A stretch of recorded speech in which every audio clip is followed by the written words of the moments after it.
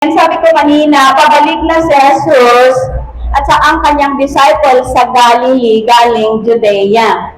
At dahil gusto nila ng mas malapit na daanan, kaya sila dumaan sa Samaria. At doon sa Samaria, meron silang nakita na balon. Alam niyo yung balon? Yung igiban ng tubig na ginaganon. Yung sa Ilocos Norte, maraming ganon. Ganon yung bubong nila. So, nakikita silang balon, ito yung tinatawag nating Jacob's Wheel.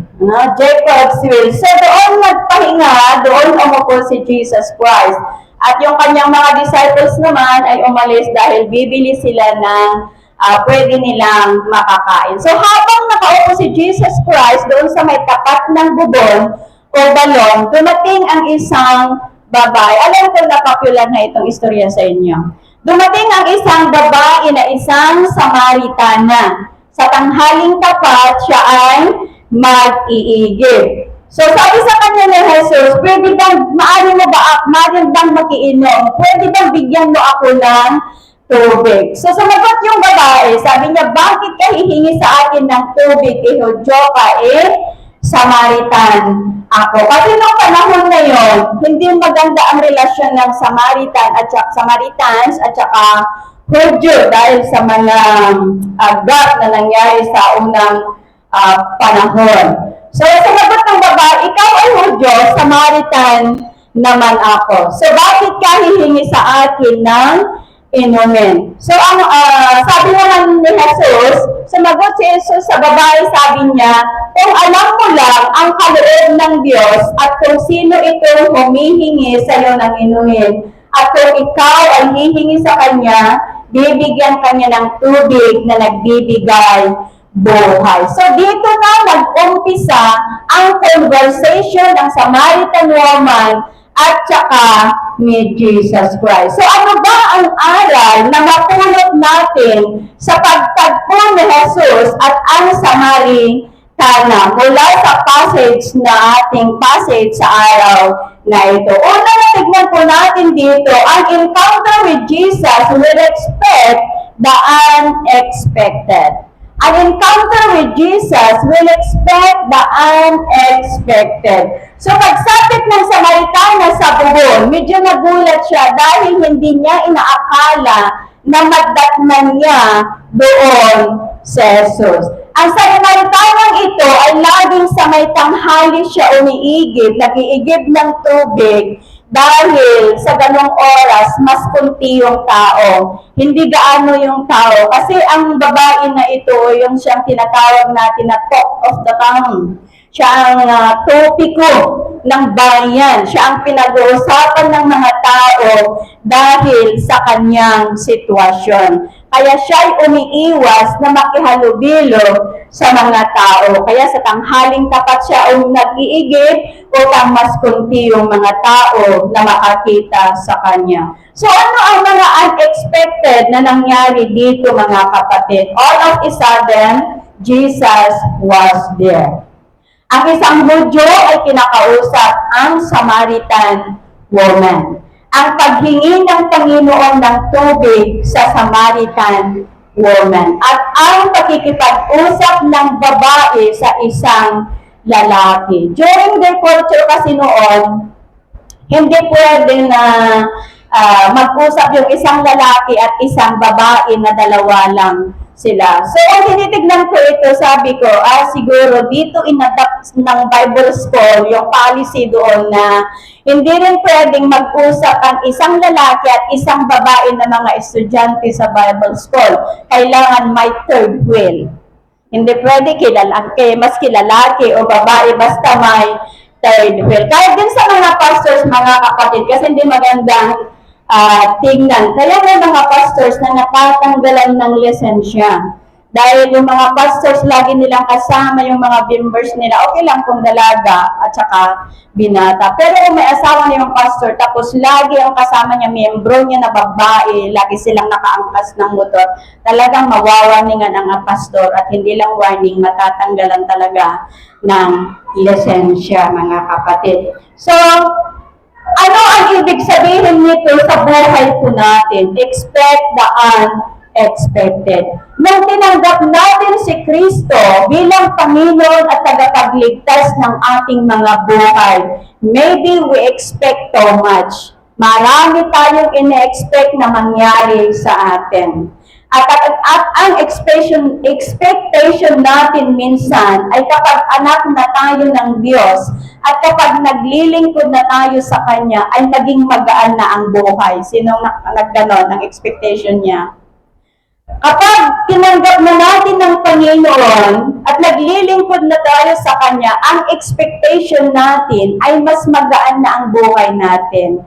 Pero unexpected, lalong dumami ang mga problema. Lalong dumami ang mga pagsubok. Minsan naman kapag Kristiyano na tayo, ang expectations natin ay mas magugustuhan na tayo ng mga tao, di ba?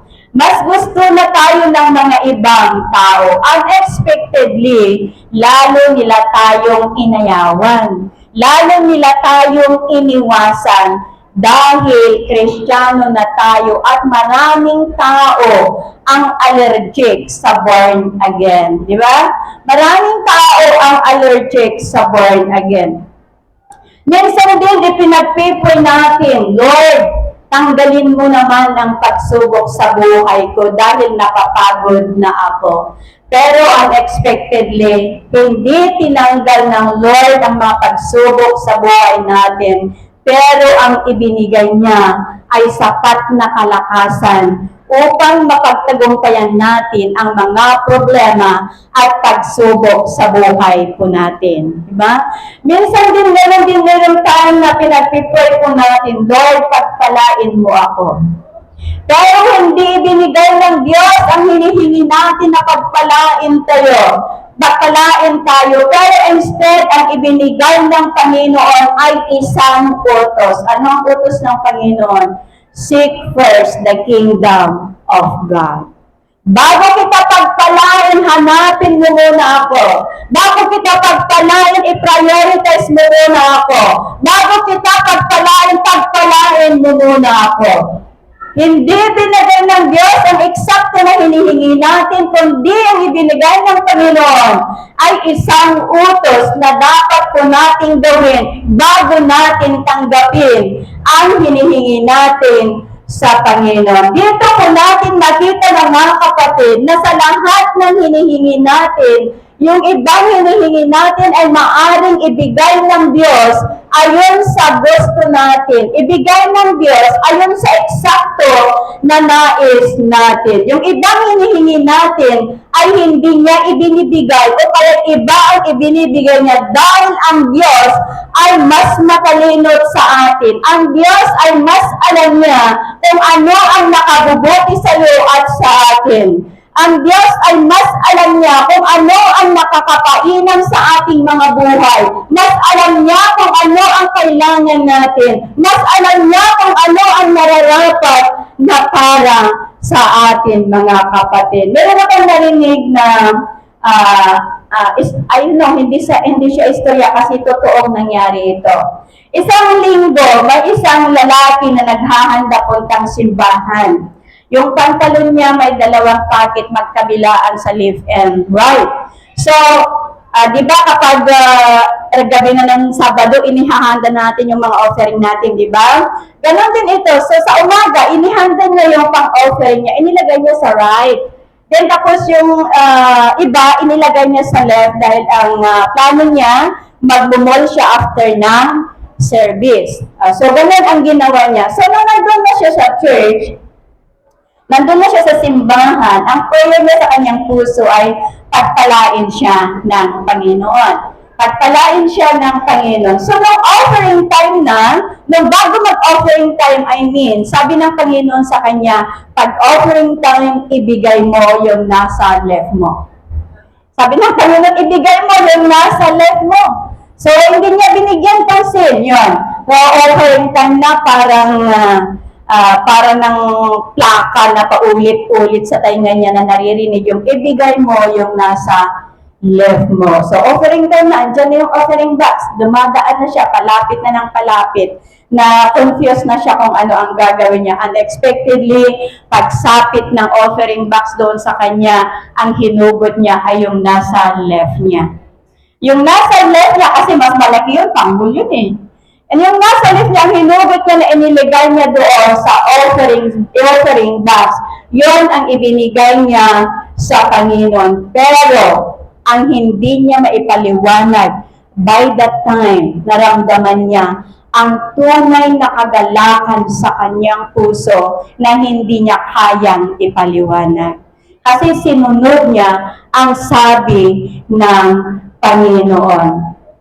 Pinagpala siya ng Panginoon, pero hindi sa material o financial na bagay, pinagpala siya ng Panginoon sa pamamagitan ng kagalakan sa kanyang puso. Ano? Pinagpala siya ng Panginoon sa pamamagitan ng kagalakan sa kanyang puso na that time lang niya naramdaman ang ganong kagalakan na hindi niya kayang ipaliwanag. So in our prayer, mga kapatid, sa lahat ng mga ipinagpipray po natin, expect the unexpected. Amen? So pangalawa, an encounter with Jesus will reveal the real us. Okay. So sa patuloy na pag-uusap ni Jesus at ang babae, sabi ni Jesus sa kanya, umuwi ka at isama mo rito ang iyong asawa.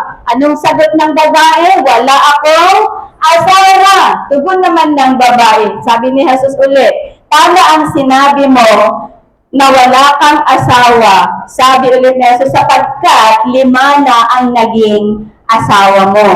At ang kinakasama mo ngayon ay hindi mo rin asawa. So, pwedeng hiniram niya siguro asawa ng iba. Kasi sabi dito, hindi niya asawa eh. Hindi niya pagmamay-ari. So, maaring hiniram niya. So, dito kilala siya ni Jesus. Wala siyang naitago sa Panginoon. At sa kalagayan ng babae, kung titignan po natin, bakit kaya hindi na lang nirebuke ng Panginoon? Di ba?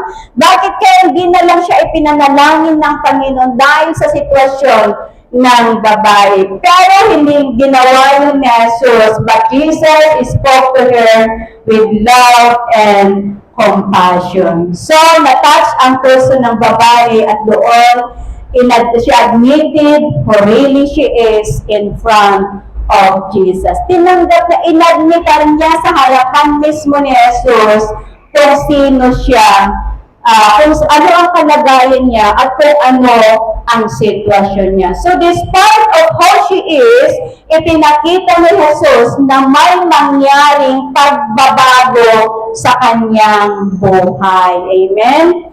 So, ang totoong naka-encounter kay Kristo, hindi natin kailangan itago ang sarili natin, kundi lalo natin ihayag sa Panginoon. Dahil unang-una sa lahat, wala tayong maitago sa mata ng Diyos. Amen? Sa mundong ginagalawan natin, mga kapatid, hindi po natin maiwasan na punahin tayo ng ibang tao. Hindi rin po natin maiwasan na mga ibang tao magsalita against sa atin kasi we are still in this world. Pero ang comfort po natin bilang anak ng Diyos ay ito. God knows us better than anyone else. No? And even in ourselves, God knows ourselves better than we know ourselves. Uri pa itibukod tayo nga bagi mas am-amo ni Kristo, tibiyag tayo kaysa Japan nakaam-amo tayo, itibukod tayo nga bagi. So mga kapatid, ano man ang kalagayan at sitwasyon po natin, lumapit tayo sa Diyos at sabihin po natin sa Kanya, Panginoon, kailangan kita. Panginoon, kailangan ko ang pagbabago. Panginoon, kailangan ko ang iyong pagtutuwid. Panginoon, kailangan ko ang iyong gabay sa lahat ng hakbang ng buhay ko. Kailangan natin ang Diyos sa bawat segundo ng atin po mga buhay, mga kapatid. Minsan, kahit lugmok na tayo o durog na durog ang ating damdamin, nagpapanggap pa rin tayong okay, di ba? Sinong gumagawa ng ganon? Kahit durog na yung puso natin, kahit parang inabandon na tayo ng mundo, nagpapanggap pa rin tayong okay. Dahil ang prinsipyo natin ay ayaw nating mandamay ng ibang tao. Gusto natin tayo lang ang datayo laong itimangawit, dadyo'y problema tayo, kumbaga. Datayo laong itimangawit, kadagidyo'y nadagsan na sitwasyon tayo. So, imbes na subukang itago, mga kapatid, imbes na dalhin mag-isa ang pinagdaraanan po natin, ilapit at ibigay po natin sa Diyos. Amen? Dahil siya lamang ang may kakayahan na baguhin ang ating sitwasyon. Sabi po ng kanta, hindi ko alam kung alam niyo itong kanta, there is no problem to be, God cannot solve it. Sino nakakaalam? Okay. Yung mga lumang tao katulad ko, alam nila. Yung mga bagong tao, hindi alam. So, pero meron hindi rin lumang tao na nakakaalam. So, sabi ng kanya, there is no problem to be, God cannot solve it. There is no mountain to fall, God cannot move it. There is no storm to dark, God cannot calm it. And there is no sorrow to deep, He cannot solve it. Ang ganda nitong kanta na to. God alone is able to carry the weight of our hard situation upon His shoulder. Kaya anuman ang pinagdaraanan po natin, anuman ang sitwasyon po natin, sabi ko kanina, ibigay at ilapit po natin sa Diyos dahil siya lang ang may kakayahan na baguhin ang sitwasyon ng bawat isa. Pangatlo, an encounter with Jesus will tell others about Him. Nabasa ito sa verses 27 to 32. So, nung dumating na mga disciples na Jesus na bumili ng pagkain, nagtaka sila bakit nakikipag-usap si Jesus Christ doon sa Samaritan woman. Ngunit wala ni isa sa kanila ang nagtangkang magtanong kay Jesus. So, nung dumating na yung mga disciples, dali-dali na rin umalis yung babae at naiwan pa niya yung kanyang karamba na lalagyan sana niya ng tubig.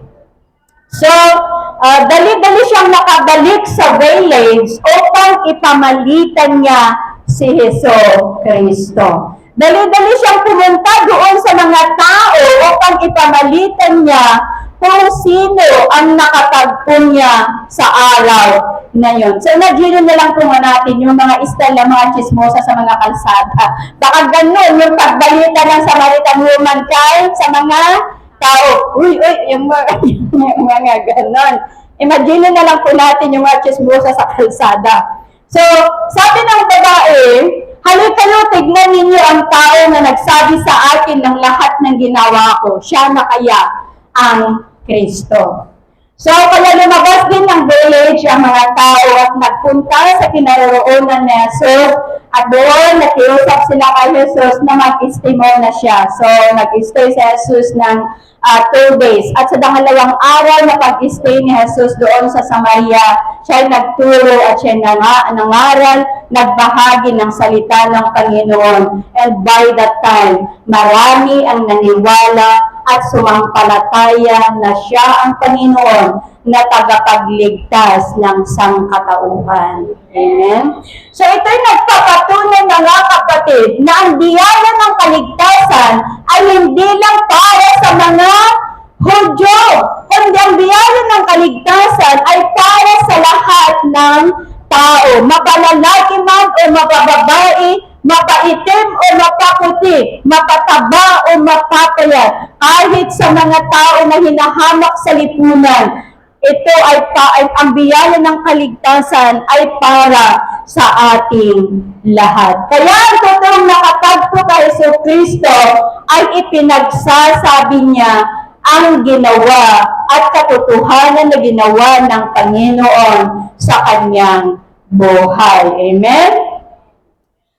Dahil ang simpleng pagbabahagi ng karanasan at katotohanan tungkol kay Jesus ay sapat upang makapagdala ng iba sa pananampalataya. Sabi nga natin, a true testimony is a powerful sermon. Ang totoong testimonyo ay isang makapangyarihang sermon. Sa madaling salita, ang buhay na patotoo ay nakakapagligtas ng buhay. So, imbes na yung kapitbahay yung ipamalita po natin, ang ipamalita po natin ay ang Panginoong Jesucristo. One time, isang linggo, hinihintay ko yung pamangkin ko doon sa takbo doon sa Central. Pumunta ako doon sa gilid kasi para hindi laging nadadaanan. Doon sa tabi, sa opposite side, may mga nag-i-istorya. Pinakinggan ko yung istorya nila. Nako, inaano ba kaya sila ng barangay officials nila? Kasi sila ang topic. Maya-maya konti. Ang topic na naman, si ganito, si ganyan, nagkaroon siya ng lalaki, nagkaroon siya ng babae. Sabi ko, ano bang nangyayari sa mga ito? Buti sana kung hindi napakalakas. Kasi katulad ko na nakamiga ko ang bunganga. Gusto kong mag-headset, kaso hindi ko dala yung headset ko kasi by that time wala akong internet, hindi rin ako makapag-YouTube.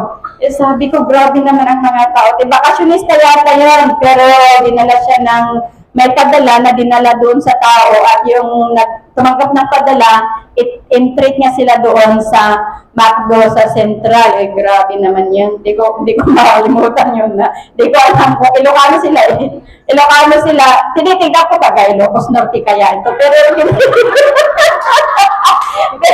pinagintang mo mabuti yung bungat.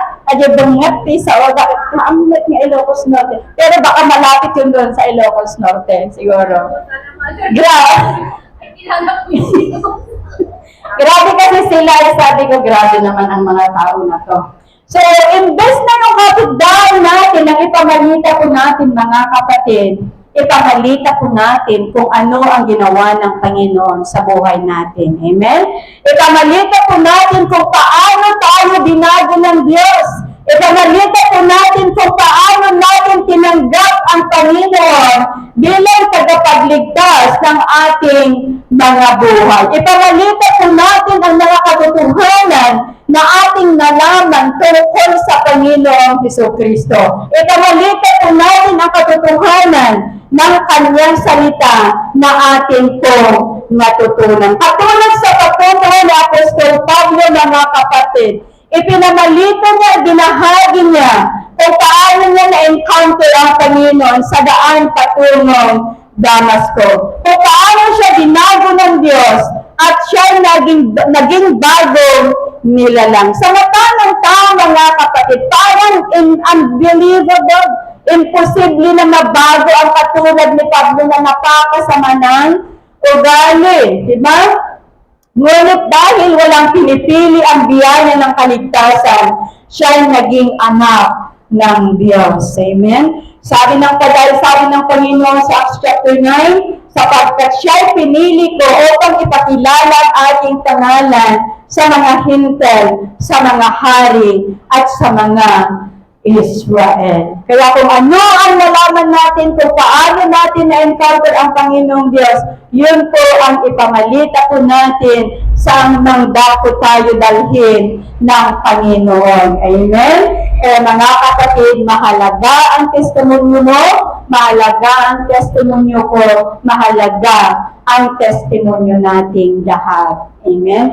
Dahil maaaring sa pamamagitan ng patutuo natin, ay may magbago ang buhay at magkaroon din ng relasyon sa Diyos at karanasan sa Kanya. Katulad ng Samaritana, nung na-encounter niya ang Panginoon na bago ang kanyang buhay, nung makatagpo niya ang Panginoon, siya na bago ang kanyang landas. Katulad ni Pablo na sa kabila ng kanyang kasamaan, Nabago ang buhay matapos niyang makatagpo ang Panginoon. Katulad din ni Zacchaeus, naubod ng sweetie. Marami siyang niloko sa paniningil ng buwis. Kaya yung BIR naging BIR. No? Yung BIR, ginawa nilang BIR kasi hindi naman lahat, Puerta de los Buenos. May naman na sa BIR kasi na talagang BIR. No, mayroon talaga yung para sa kanya. Ganon si Zacchaeus. Yung sinisingil niya na buwis, mas malaki doon sa talagang babayaran ng tao. Marami siyang niloko. Pero, ngunit siya ay nagbago ang landas nung makatagpo at makaharap niya ang Panginoong Heso Kristo. Amen? Kaya yung mga kinuha niya, yung mga sinwitik niya sa mga tao, in sublina, kadagijay, tattao, nga sinwitik na. May mga kapatid, ang totoong nakatagpo sa Panginoon, ipinagsasabi niya ang katotohanan nito sa ibang tao. No? Kaya kung totoong na-encounter po natin, nakatagpo natin ng Diyos, ipagsabi po natin kung sino ang Panginoon na ating pinaglilingkuran. Sabi ng Diyos, the harvest is great and plentiful, but the workers are few. Sabi din ng Diyos kay Prophet Isaiah, whom shall I send? So lahat ng nakatagpo kay Jesus, ikaw at ako, kung tayo ay natakatagpo na natin ang Panginoon, kapag na-encounter natin ang Panginoon, ikaw, ako at tayong lahat ay humayo at ipagsabi sa buong mundo that Jesus is the only way, the truth, and the life. Na siya lang ang nag-iisang Jesus na daan tungo sa kaligtasan ng bawat tao. Kaya mga kapatid, sa araw na ito, in our prayer, expect the unexpected na mangyari sa upcoming anniversary po natin. I-expect po natin ang walang humpay na pagkilos ng banal na espiritu sa puso at kalagitnaan ng bawat isa. So, kung tayo ay totoong na-encounter ang Panginoon, itestimonyo po natin kung sino ang Diyos sa buhay po natin, i-reveal po natin kung ano ang Diyos na ating pinaglilingkuran. Dahil ang testimonyo ko at testimonyo mo ay nagbibigay kaligtasan, nagdadala ng pananampalataya sa ibang tao. Yan ang mensahe ng Panginoon sa oras na ito.